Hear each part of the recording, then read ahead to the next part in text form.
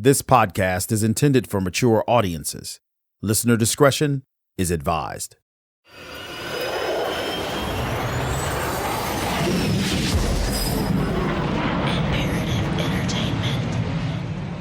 This is Grand Central. Transfers available 4, 5, and 6. WPIX FM Rock 102.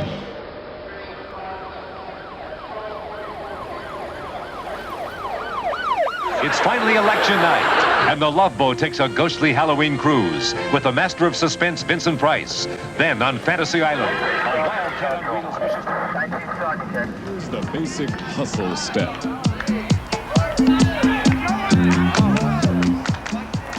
The grand opening of Crazy Eddie's new Syosset Long Island store at 350 Jericho Turnpike with the guaranteed lowest sale prices on anything and everything in home entertainment. Shop around, get the lowest sale prices you can find, but don't buy anything till you see Crazy. My own hope is that the American athletes will participate in the 1980 Olympics. No team has ever come back from a 3-0 deficit. Well, the Yankees won't have to worry about that anymore, at least this season, because tonight at the stadium, they ended all the suspense and finally broke the ice. We arrived at LaGuardia, and I took a bus from LaGuardia to Grand Central. As we were driving through Queens, it was disappointing because Queens from LaGuardia to Manhattan is not very attractive. And I'm looking at the skyline, well, that looks more like New York. And then we emerged from the tunnel, and the next impression I had, man, the streets are so narrow. The impression that you get of the streets was squeezed by the height of the skyscrapers, and as you're sitting on a bus, you can't see what's up there. And I was used to those wide roads coming in and out of Moscow. The inside of the Grand Central Terminal is quite impressive, but you have to understand where I was coming from. I was coming from Moscow, where every subway station was like the interior of a palace. So I wasn't that impressed. Jack had arrived in New York City and immediately felt the sensory overload as he took in the loudness of Midtown Manhattan. The important thing for me was to find a place to stay. I wasn't a tourist, right?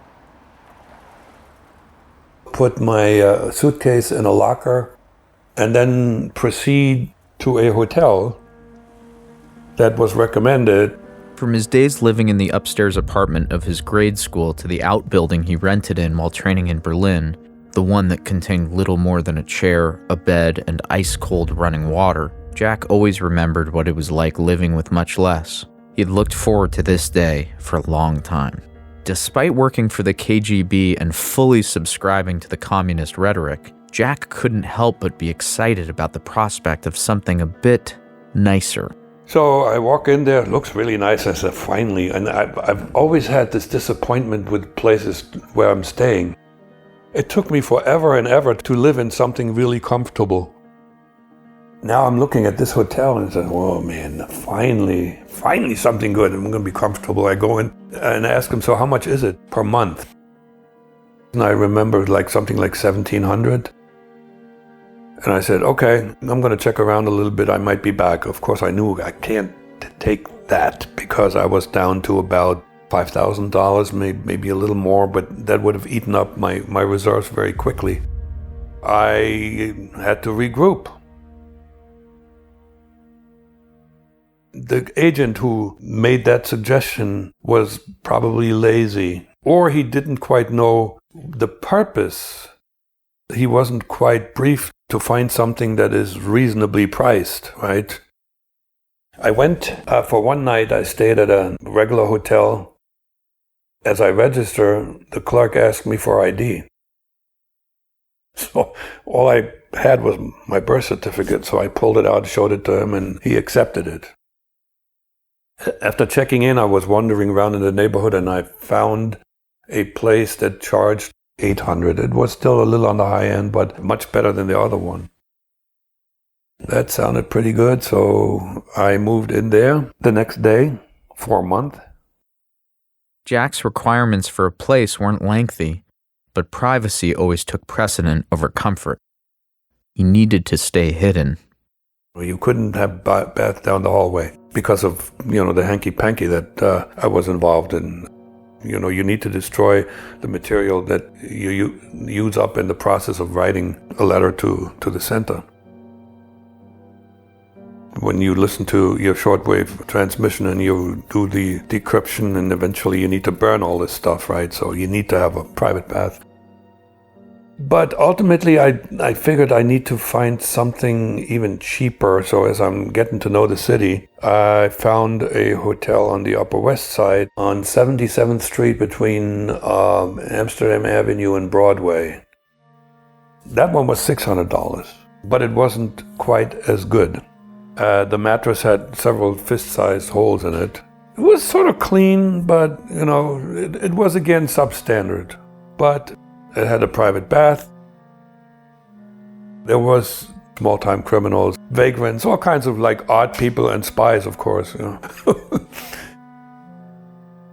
For most of that time, I didn't have a job. I had nothing to do. So in order to indicate that I have something to do, I would leave the hotel about 7:30 in the morning and wouldn't come back until after 5. You have to know your playground. The city that you operate in is your playground. So I explored the entire city. I took the subway to every final stop that you can take. I really, really got to know the city. It was on my birthday. I was out in Central Park with a big towel, tanning myself, reading a book, and I'm thinking, I'm in New York on my birthday, and I'm getting a tan. It's much warmer than Germany. When I really felt proud that I got here, and I felt sort of special on my birthday, right? From Imperative Entertainment, I'm Alden Ehrenreich. This is The Agent. I was on a one-way street. I needed to go to the United States. She could not be allowed to interfere with that. There was no turning back. It was clear that I was going to become Henry Van Randall. Soviet troops were all over the place in Afghanistan today. Neither the American people nor I will support sending an Olympic team to Moscow. They were afraid that Ronald Reagan might want to accelerate the end of the world. To ignore the facts of history and the aggressive impulses of an evil empire, to simply call the arms race a giant misunderstanding. Mr. Gorbachev, tear down this wall. I created for myself an artificial dual personality. I had 2 of them. The spy job got in the way of my real job. I knew that the FBI would never find me. I had a dream one night. I think I need to look for him again. I need to find him. Chapter 6, Bright Lights. My name is Vince Houghton. I'm currently the director of the National Cryptologic Museum at the National Security Agency. Prior to this, I was the historian and curator of the International Spy Museum in Washington, D.C. I spent about 6.5 years there. And before that, I was in the United States Army, where my bio very tactfully says that I work closely with both military and civilian intelligence agencies in several capacities. Jack was just a guy. As much as certain elements within the media and others want to make it sound like we're in this massive surveillance state where everyone's being watched, everyone's not being watched. Very few people are being watched. And if you're one that is not being watched, then you can basically get away with anything until you do something stupid and get caught. Jack had grown more comfortable in New York City and was able to easily fit in without being noticed. But he was running out of money quickly, so it was time for a dead drop operation. Before doing the drop, he needed to make sure he wasn't being followed. I had in Moscow really, really excellent training to discover whether you're being followed or not. The rule was 3 hours. You need to wander around in the city for 3 hours. Use public transportation, subway, bus, walk quite a bit. You go from place to place, but there has to be a reason why you're moving around. You might buy a movie ticket at a movie theater.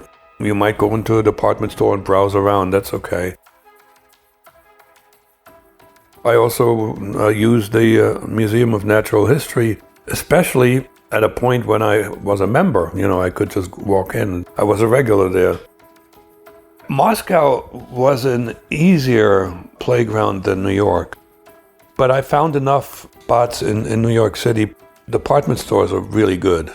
Having spent 3 hours making sure he wasn't being tailed by the FBI or others on the lookout for him, Jack would finally arrive at the site of his dead drop.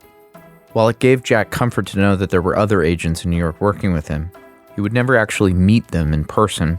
That was a no-no. They could not be seen together. Ever. This is how a typical drop operation functions. First of all, why even use a drop? This is to exchange material. Something that has weight and size.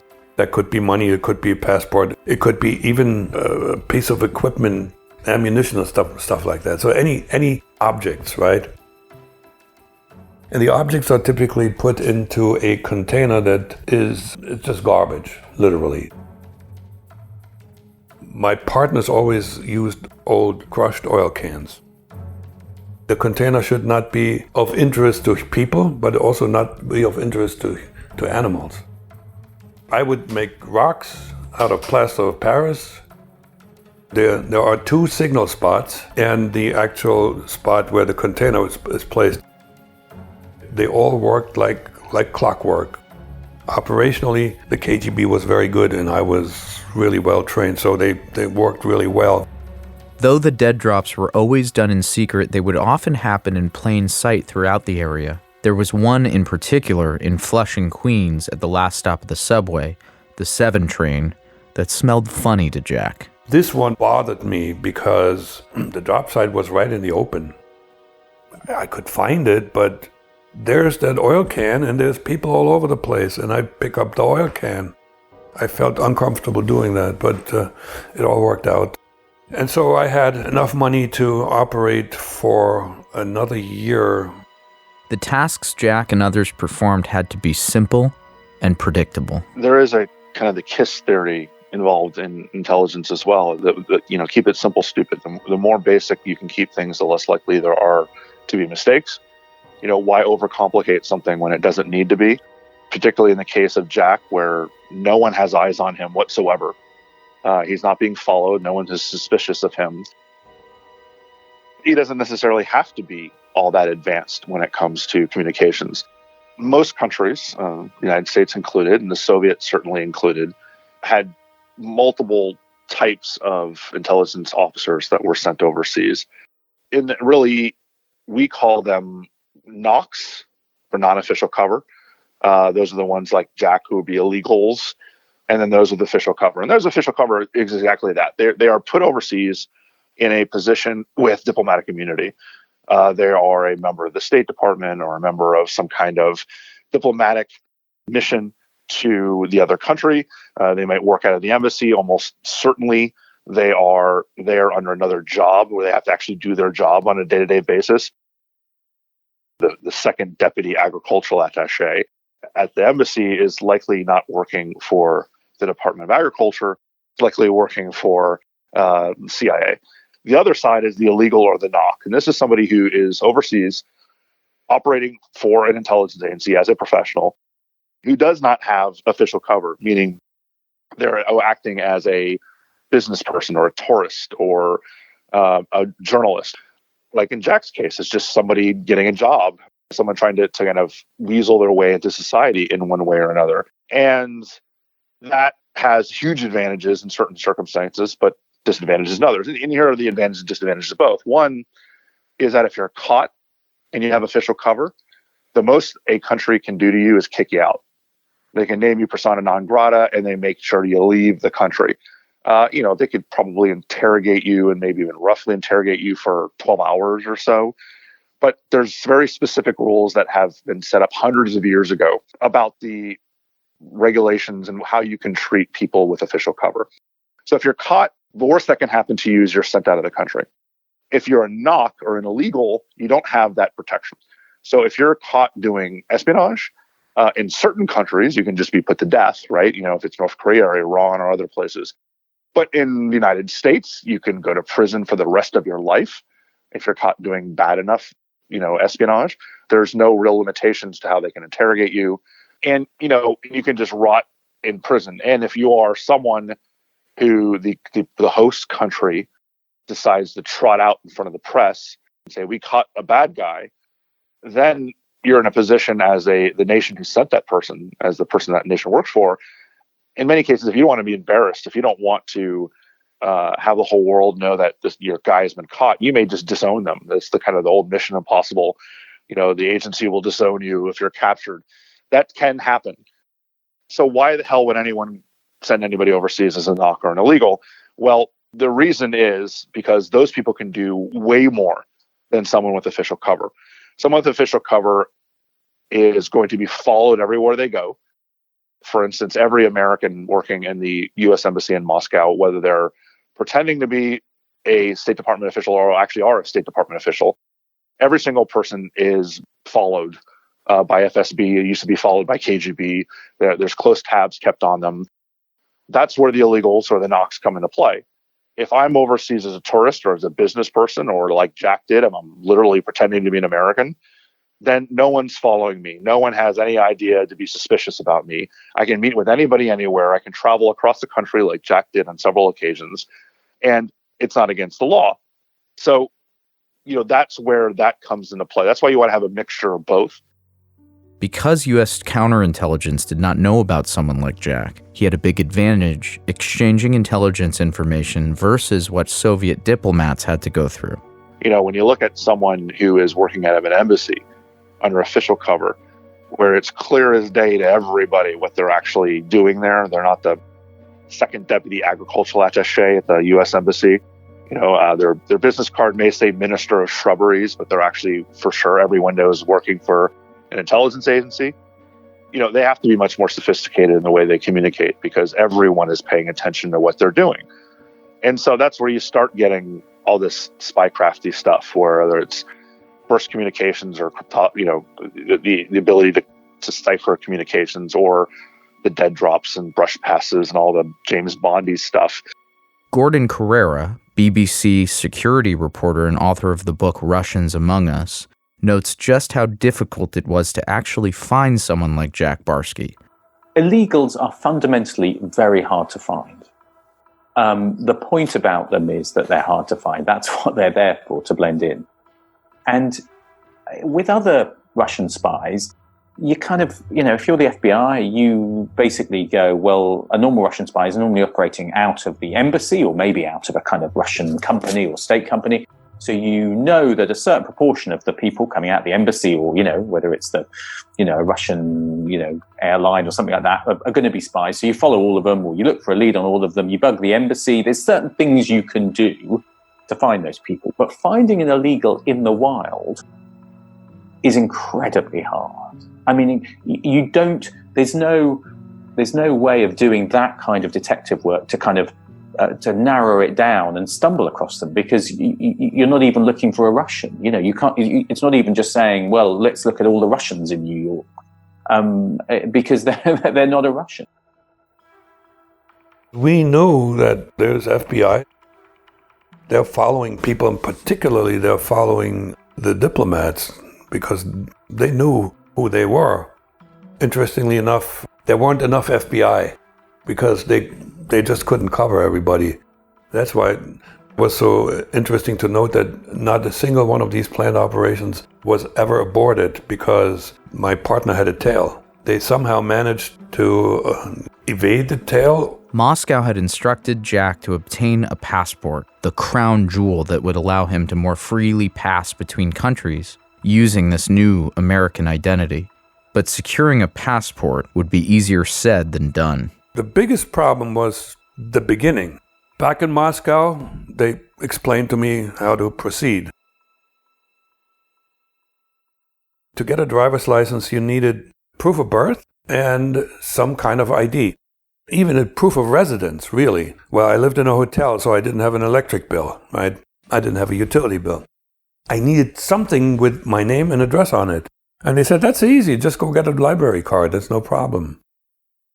Optimistic as I was, when the time came, I went to the nearest library, someplace in Manhattan, and I said, I'd like to get a library card. The response was, "I'd like to see some ID." "Sorry, I have nothing on me today. I'll come back tomorrow." Now I got a problem. It's a catch-22. In order to get an ID, you need an ID. So Moscow was of no help whatsoever. I just reported back to them, I can't get a library card. Jack was not about to be deterred from securing an American passport simply because he was having trouble getting a library card. Moscow expected him to figure this out on his own. One day it was accidental, and I wound up in the Museum of Natural History for two reasons. A, it was a nice place to go to. It also turned out to be a really good place for surveillance detection. The Museum of Natural History has a lot of staircases and long corridors where there's nobody and where you can walk up and down without giving a reason why you're going this way and that way. I actually used that for surveillance detection down the road. As I'm about to leave the place, I see in the lobby the advertising membership. So I bought a $50 membership, and now I had ID. Okay, I got my library card. I think that was a big plus with the center because I improvised. That's why they took people like me, right? So I can find my way out of a situation and I don't give up. The moment I started this process, so to speak, until I got the card, it was maybe 6 months. Yes, and I was just hanging out and trying to figure out a way around this. With that card, getting the driver's license was easy. I had a certified copy of a birth certificate. Now I had the library card. Even today, I believe, motor vehicles in New York accepts library cards as proof of residence. I got my driver's license, so now I have an ID, but what I do need in order to be a functional member of society, I need a social security card. That was the one piece of documentation that really had me concerned, because I had to take an interview in person. And I wasn't looking forward to this. I had to actually go to the Social Security office. Jack already had his backstory. He was a farmer living in upstate New York. But before he went to apply for a Social Security card, he needed to make sure he looked the part. There were some groups that were exempt: farmers and folks who worked on farms. At the age of 35, I'm applying for a Social Security card. So I had all answers to every question that I could think of ready. Where do you live now? What did you do? How do you earn a living? How come you don't have a Social Security card? The answers that I prepared were all pretty short. And the other thing that I did is I dumbed myself down in a big way. First of all, I didn't shave for several days. I didn't really comb my hair. I put on a t-shirt that had some oil stain on it. I rubbed soap into my eyes. I wanted the eyes to be dull, because eyes are dead giveaway. I played the guy who just jumped off a potato truck because he came from upstate New York. I also put a little dirt on my face, not too much. Jack's approach to getting his Social Security card didn't need to be fancy. It just had to work. So I looked like the dumb farm boy that I pretended to be, and so the interview went very quickly, a couple of minutes. Bingo, I got it, and I was really proud of myself. That was, to me, the toughest part of acquiring documentation. Little did I know that the piece of cake that was supposed to come afterwards truly blew up in my face, so to speak. Getting a bona fide U.S. passport.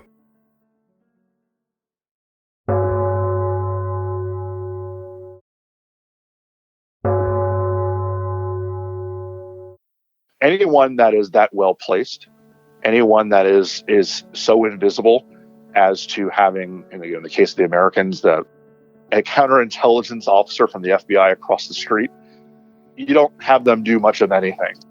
You don't risk them being caught because they do something stupid and get exposed. So Jack, even though he was as deep as it gets, right, he was invisible. He didn't do a whole lot.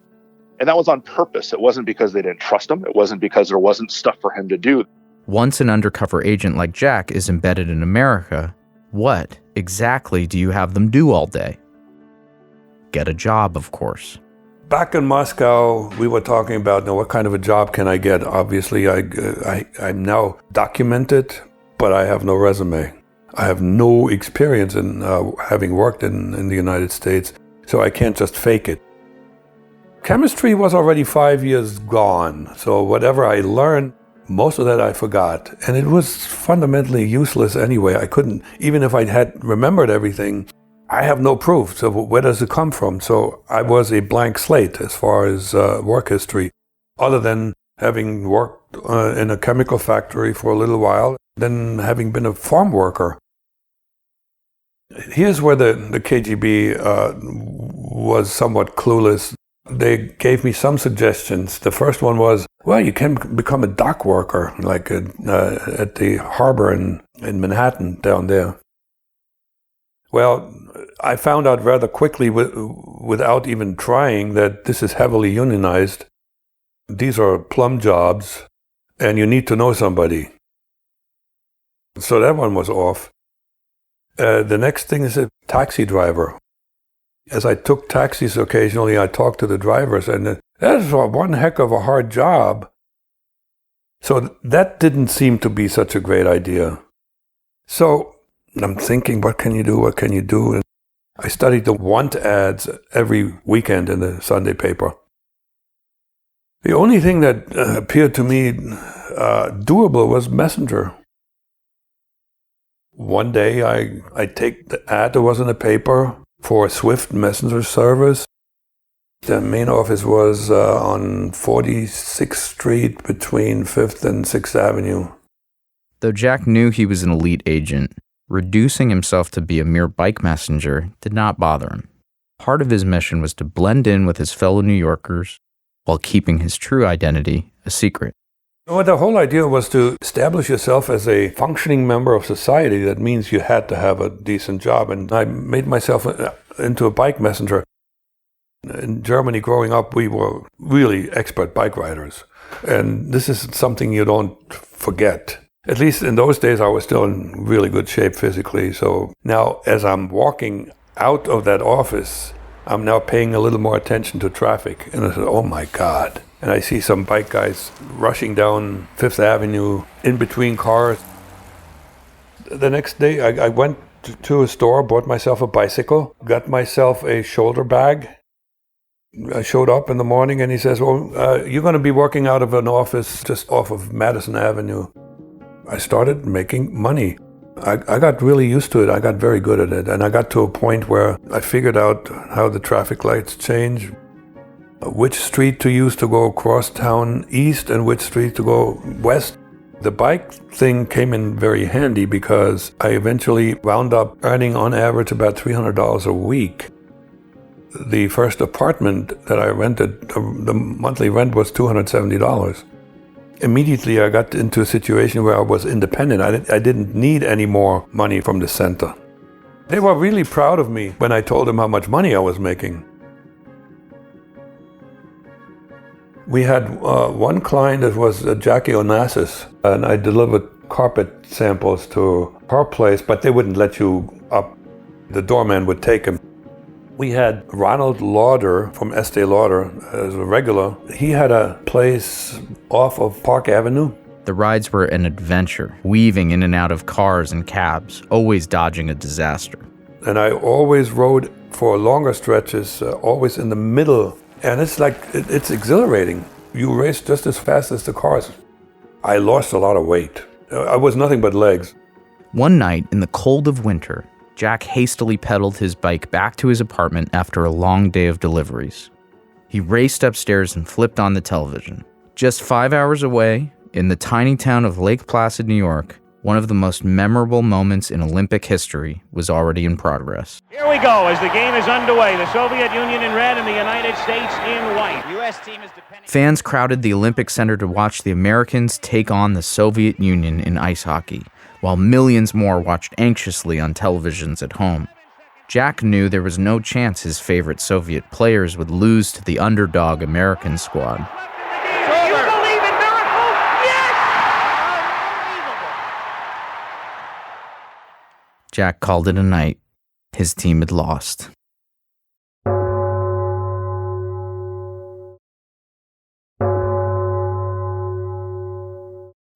Jack had begun to feel comfortable in his new job as a messenger, but his entire operation and his life very nearly came to an abrupt end. There was a two-way street, and here comes a car, and without signaling and looking, makes a left turn and hits me on the side, and I fall on and dislocate my right shoulder. It's permanently dislocated. I couldn't work, but I also couldn't do anything with my right hand, so I was out of commission for 3 or 4 weeks, where I couldn't signal to the center. So they were uncertain. What's going on with the guy? Well, on top of it, I couldn't even do the radio, the shortwave radio. You have to write something. So I turned the radio on, but there's no way that I had the ability to write this down and do the decoding. Jack would slowly recover, but the pain meant that during those 3 weeks, he could not communicate with the center, leaving them in the dark as to his status. What had happened to him during those 3 weeks was anyone's guess. Jack was feeling the pressure, and he needed to get back to the tasks at hand. His first stint in the U.S. was quickly coming to a close. He needed to secure an American passport before returning to Moscow. We made mistakes. I had a birth certificate and I had ID. That's all you need to get a U.S. passport, even today. Government issued ID, like a driver's license. So that was a piece of cake. This is automatic. You got the 2 documents, and the KGB, and I don't know what possessed them to give me that piece of advice. They told me, go to the office in person rather than doing it by mail. The mistake fundamentally was mine. And so I show up with a filled out form, driver's license, and a copy of the birth certificate. Where it asks for a profession, I wrote messenger. I told the truth. Where the questions were, when are you planning to travel? Where are you planning to go? And I left that blank. So now this alert agent, there's a counter, I handed in the application and the 2 documents, and then he told me to just wait for a little bit. He was alert enough to figure something out that this didn't smell good. So here's a messenger who doesn't make any money. He's asking for a passport, but he doesn't seem to know where and when he wants to travel. He gave me another questionnaire. He says, would you please fill this out because we have some questions about your identity. That's what he said, identity. Well, I still wasn't ready to give up. First question, forget it. I'm a dead duck because the question was, where did you go to high school? I could not put Peter Stuyvesant High School because there was no record of a Jack Barsky ever. They would have checked on this, so there's no way. So now I had to find a way to extricate myself from that situation. Under the circumstances, I did good. There was a bit of a line in front of the counter. I barreled right to the front. He still had the application and the 2 documents sitting right next to him. I was really playing annoyed and obnoxious. I said, I don't need this garbage. And I grabbed my documents and ran out of there. And didn't run, I walked out really fast. Very close call. Jack's initial 2-year stint in America was coming to an end, and he was summoned back to Moscow. And he had no American passport in hand. This was the crown jewel, and it was a huge disappointment. I report back to Moscow with a secret writing that it failed, and then we made arrangements for me to go back for debriefing and all that. This was a major failure because the master plan was for me to get this passport. It was towards the end of my first 2 years, and the plan was always for me after 2 years to go back to Moscow, take that passport and travel to someplace in Europe. I would wind up maybe in Austria or Switzerland and open up a company. And the Russians had experience to funnel money into organizations. So, and this was already sort of hinted at. You gotta develop a mindset of a rich person, big cars, a big house, and all that. The whole idea was for me to, get about $10 million into an account and then travel back to the United States, repatriate that money. And at that point, not only am I well enough educated to mingle with interesting people, but I now also have the money. I can go pick my country club. And that means I'm now naturally networking with people who we were interested in. And I was supposed to befriend people who are either decision makers or at least influencers in the realm of foreign policy. That was it. That plan blew up because of that couple of mistakes in the application. Jack was able to take time off from his job as a bike messenger to head back to Moscow. But for now, the passport he had was a fake. I knew that I could go back, so I had about 6 weeks the first visit. I wound up first in Moscow, was some debriefing. I got a pile of letters that my mother wrote, and I had to read them. Reading those letters and then writing back was the most painful thing I ever did. That is when you know that you're lying to your own mother. Every word that you write is a lie. Jack had also not spoken to or written Gerlinda in 2 years. Once the debriefing in Moscow was finished, the two finally reunited in Berlin. I still remember. My apartment was still intact. So I get to Berlin, I unload my luggage at my apartment, and then I go try to find her. We didn't have telephones, so I'm just waiting outside in the street for her to come home. She may have known the day somehow. And there she was, in all her beauty, with a green leather jacket, and it was a great reunion. The 2 years didn't make an impact. We were just as close as when we left. Sergei arranged for us to spend a couple of weeks on the Baltic Sea. He also provided a car for me. And then just before I went back to Moscow and then back to New York, we got married. After spending 2 years apart from each other, the two were married on September 27th, 1980. She had rationalized this whole situation. It was either me or no man. My period of activity in the US was supposed to be about 10 years. They gave me a 10-year target. I was under the impression 10 years she was, and we were just saying, we're going to still have a good life. We're going to be in our 30s still. I'll come back and we have a family and we're going to have a really good life. In early October, just 1 month after they were married, Jack was sent back to America to continue his mission.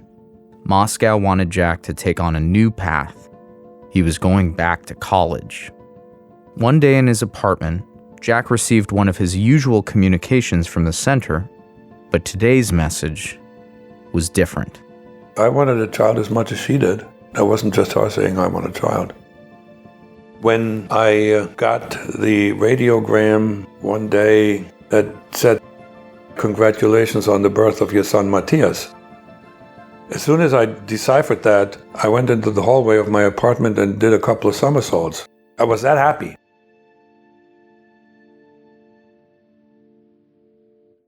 Next time on The Agent. The princess from Chile meets the spy in New York. He told me he was an accountant. I fell in love instantly with him. Need to be really well dressed. It was black tie, she told me. And I interacted with a bunch of consuls, vice consuls, and I held my own.